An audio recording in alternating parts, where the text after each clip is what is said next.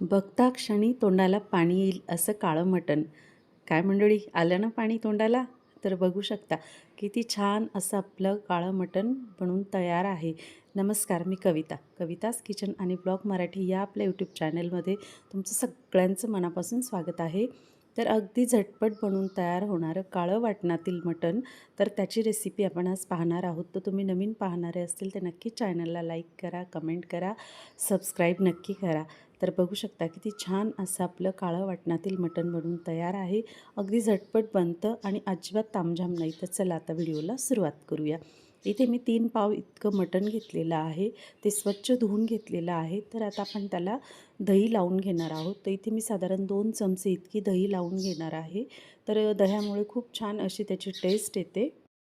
आता दही घातल्यानंतर आपल्याला इथे काही मसाले घालून घ्यायचे आहे मैत्रिणींनो. तर इथे मी लाल तिखट घेतलेला आहे 1 चमचा. जर तुम्हाला जास्त आवडत असतील लाल तिखट वगैरे तर नक्कीच घाला. त्यानंतर इथे थोडीशी हळद घालून घेतलेली आहे मी.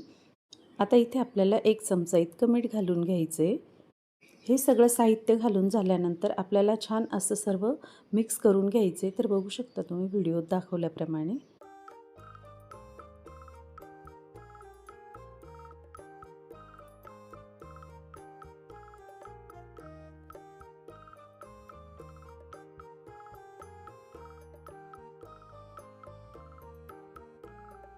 आता छान असं आपलं सर्व साहित्य लावून झालेलं आहे. तर आपण 20 मिनटं बाजूला ठेवून देऊ. त्यानंतर इथे आपल्याला काही खडे मसाले भाजून घ्यायचे. तर इथे मी मूठभर धने घेतलेले आहेत आणि ते छान असं आपल्याला भाजून घ्यायचे. त्याच्यामध्ये आपल्याला 2 तमालपत्र, दालचिनी, लवंग, मिरी आणि अगदी थोडंसं जिरं घ्यायचं आहे आपल्याला आणि हे अगदी 2 ते 3 मिनटं छान असं भाजून घ्यायचे. तर बघू शकता छान असं आपलं भाजून झाल्यानंतर याचा छान असा वास येतो. त्यानंतर हे काढून घेतलं मी. त्यानंतर छोटी वाटी भरून इतकं आपल्याला डाळ घ्यायची हरभऱ्याची. आता इथे आपण वाटण तयार करून घेणार आहोत. त्यासाठी इथे मी मिक्सरचं भांडं घेतलं आहे छोटं. त्याच्यात लसूण घातला आहे, अद्रकचा तुकडा घातला आहे. तर तुम्ही लसूणच्या 10-12 पाकळ्या नक्कीच घाला. त्यानंतर आपल्याला काळं मटण बनवायचे. त्याच्यासाठी आपल्याला कांदा आणि खोबरं छान असं काळा रंग येईपर्यंत भाजून घ्यायचे. तर बघू शकता तुम्ही व्हिडिओमध्ये दाखवल्याप्रमाणे. तर हे छान असं आपल्याला दळून घ्यायचे. पुन्हा थोडंसं जाडसर दळून झाल्यानंतर इथे 2 ते 3 चमचे इतकं पाणी घालून घेत आहे मी आणि छान अशी याची बारीक पेस्ट तयार करून घेतली. त्यानंतर आपल्याला हे जे सुके मसाले भाजून घेतलेले आहेत ते आपल्याला दळून घ्यायचे. त्याची छान अशी पावडर तयार करून घ्यायची.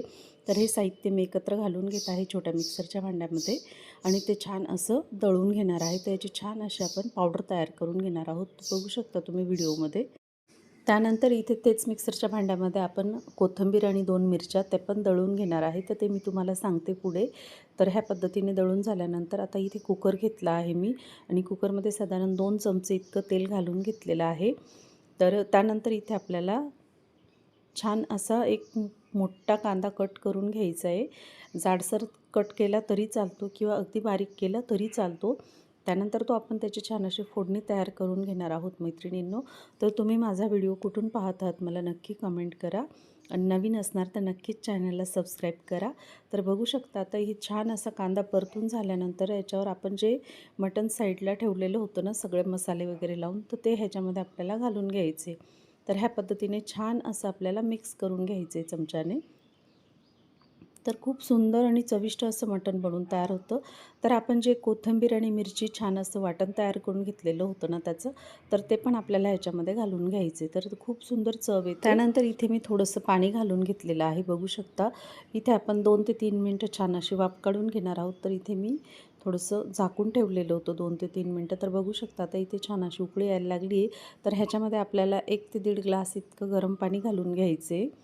तर पुन्हा एकदा मिक्स करून घेत आहे मी चमच्याने. तर बघू शकता त्यानंतर इथे 1 ते 1.5 ग्लास इतकं पाणी गरम करून घातलेलं आहे मी. बघू शकता तुम्ही व्हिडिओमध्ये.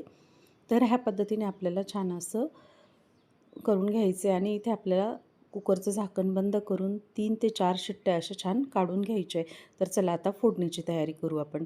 तर इथे मी मोठं पातेलं घेतलेलं आहे आणि आपल्याला पातेलं जाडबुडाचंच घ्यायचं आहे जेणेकरून आपली फोडणी अजिबात खाली चटकायला नको. तर इथे मी साधारण 2 ते 3 चमचे इतकं तेल घालून घेतलेलं आहे.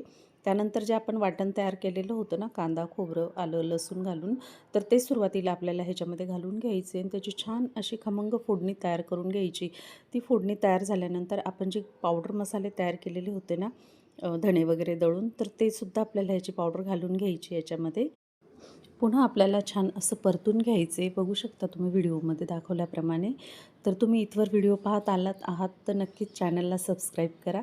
त्यानंतर इथे 2 चमचे इतका गरम मसाला घालून घेत आहे मी आणि 2 चमचे इतका कांदा लसूण मसाला घातलेला आहे. तर कांदा लसूण मसाला तुमच्याकडे ज्याही ब्रँडचा असेल तो घाला. तर खूप सुंदर चव येते त्याच्यामुळे. त्यानंतर आपण पुन्हा छान असं परतून घेणार आहोत आणि इथे मी 2 ते 3 चमचे इतकं भाजीचं सूप घेतलेलं आहे आणि त्याची छान अशी फोडणी तयार करून घेणार आहे. तर बघू शकता, कारण भाजीच्याच सूप जर घातलं ना तर भाजीचा रंग आणि चव दोन्ही छान येतात. बघू शकता आपल्या फोडणीला रंग किती छान आलेला आहे. तर इथे छान असं पण परतून घेतल्यानंतर तर ह्या पद्धतीने बघू शकता किती छान असं तेल सुटलेलं आहे. तर इथे मी पुन्हा 1 चमचा इतकं सूप घालून घेते, जेणेकरून आपली भाजीची चव दुप्पट व्हावी. त्यानंतर आपण जे मटण शिजवून घेतलेलं आहे ना, त्याचं सूप आणि पीस हे आपण एकत्र घालून घेणार आहोत. तर इथे आता मी सर्व घालून झालेलं आहे. त्यानंतर इथे आपण चवीनुसार मीठ घालून घेणार आहोत. तर मीठ आपण आधीही लावलेलं होतं मटणला, त्याच्यामुळे मीठ तुम्ही तुमच्या हिशोबाने आवडीनुसार घाला, कमी जास्त. तर बघू शकता आता इथे आपण 10 मिनटं छान अशी उकळून घेणार आहोत भाजी. कारण मटण शिजलेलं असतं त्याच्यामुळे 5 ते 7 मिनटं उकळलं तरी चालतं. तर बघू शकता खूप सुंदर खानदेश स्पेशल असं काळं वाटणातील मटण आपलं बनून तयार आहे. तर नक्कीच करून बघा मैत्रिणींनो, आणि नवीन असाल तर नक्कीच चॅनलला सबस्क्राईब करा. भेटू पुन्हा नवीन व्हिडिओमध्ये.